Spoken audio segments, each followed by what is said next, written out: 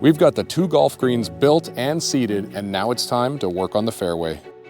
It's been 5 days since we planted the bent grass on the 2 golf greens here in the backyard golf course, and there's actually a little bit of germination. I can't believe how fast that 007 XL bent grass germinates. I'll show you a picture of that in a minute, but it's topsoil time here. It's been years in the making. Can't believe we're doing topsoil. They started trucking it in yesterday, and I'm just gonna go for it. We're really late, October 1st, super late for me, but we've had great weather.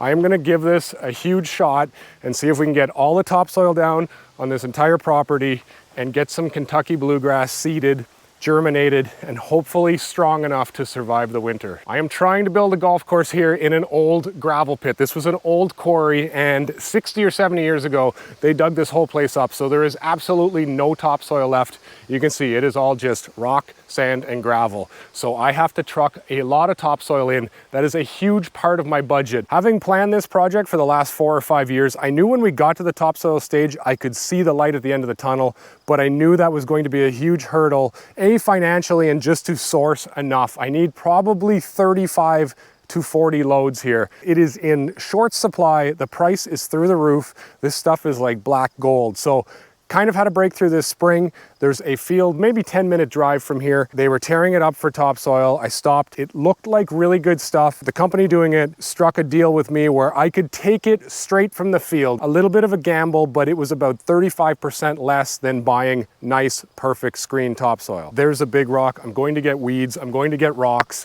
It could have been a disaster, but they brought in 10 loads yesterday and this stuff looks really good. What I liked about this stuff is that it was just naturally from a field. That's probably a 100-year-old pasture. It's just done its thing. It's become a nice, rich, organic material. It's going to have good holding capacity. I was really looking for a rich topsoil because I'm not going to go that thick. I just can't simply afford to do this whole area in 10 or 12 inches of topsoil.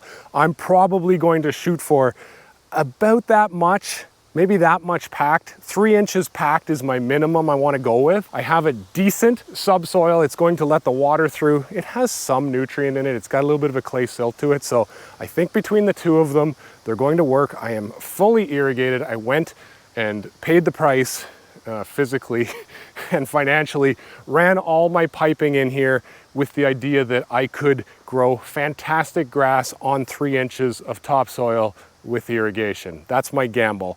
I didn't spend that much on the sprinklers, probably the equivalent of 7 or 8 loads of topsoil, so that was my trade-off. I just started to use the power rake. My machine can spin it. It's pushing all the chunks. We've got some roots, we've got some rocks, we've got all kinds of stuff here. It's leaving a nice, smooth, fluffy trail, so totally happy with it. I've got about half an hour lifetime running it on topsoil here, so I'm only going to get better at that. This dark topsoil has really changed the color around this place. It's starting to look like a little golf course. How about the view up here? I want to do a nice little tee box up here. You can go both ways.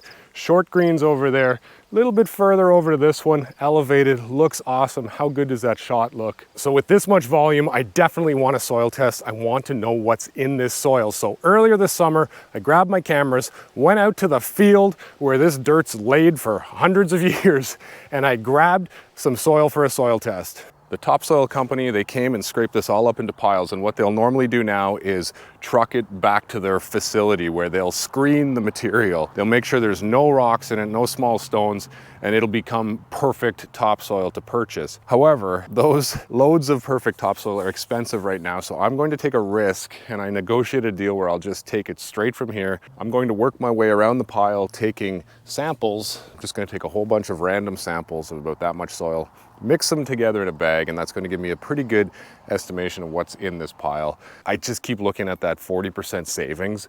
I can get 40% more soil, and that's what I got to go with. It looks pretty good. There's not a lot of big rock in it. It's all small stuff. I was looking for a really good soil that was going to hold some nutrient, hold some moisture, and I think we found it. So I'm going to send that sample away this week, along with one from my front yard. My front yard is 2 years old. It is 100% Kentucky bluegrass. It looks really good. It's done well in its second year, but I never actually sent away a soil test from that lawn. So I'll show you how to grab a soil test from your lawn if you want to. We'll send these away and then get them back here soon, and we'll see what we have for numbers in these soils. 5 days on this bent grass. I can't believe it's popping up, but you can just start to see some green this morning. This should be pretty green in a couple days, especially if we can get that sun out today, heat that soil up even more. Finished up spreading the 10 triaxle loads of topsoil that I had. We got pretty far. Trying to do the math, I've got 30, 35 loads on standby. That's 10.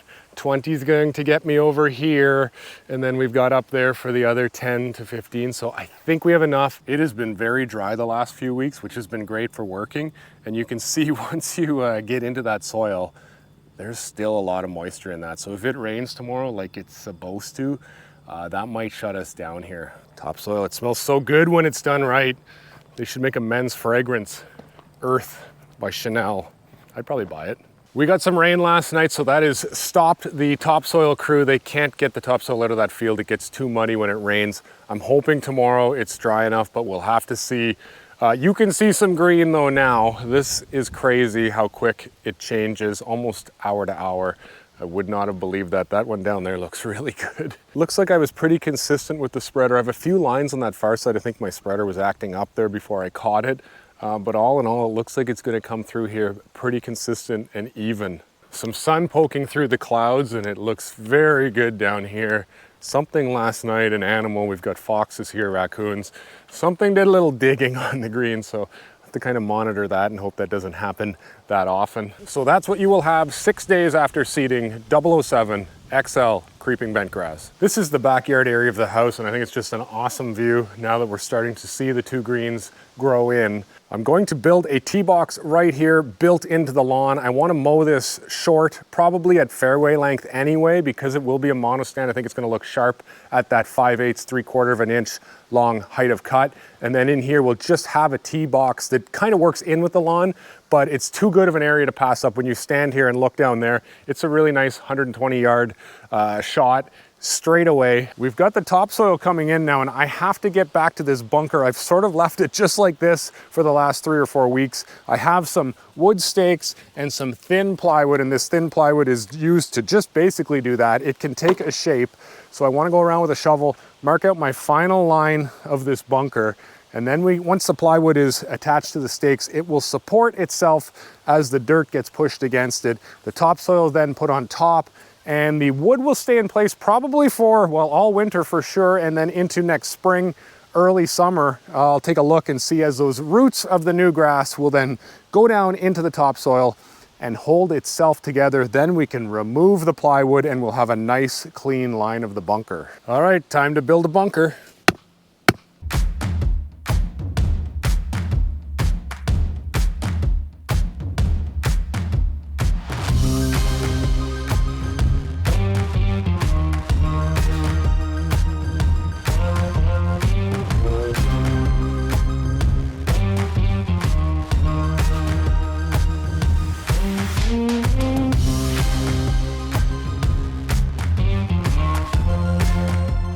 Actually looks pretty good right now. I've got it cleaned up for the most part around over half of it. I should have did this earlier when I had the excavator here and there was no topsoil up there. I could have just snuck up there and shaped that a lot easier than I'm going to now. I'm gonna have to do it by hand, but we'll figure that out. I didn't source sand. I should have really did that as well a few weeks ago. So I'm gonna try to find some tomorrow, bring it in before the topsoil's here. It'd be really nice to just be able to drive around there and fill it up instead of doing it after. And how about that green? It gets darker by the hour.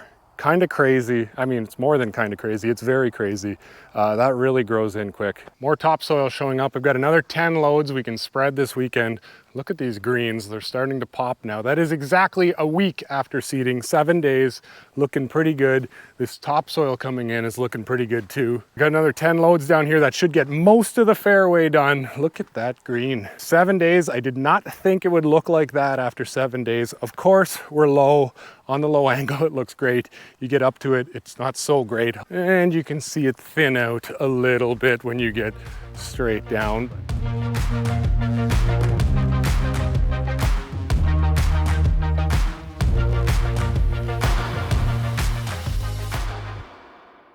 Besides building a USGA golf green, well, 2 of them, this was the next biggest fear for me, was laying down enough topsoil to cover this and then doing a good job at it where it wasn't all crazy up and down with dips and dives. But that machine is working great.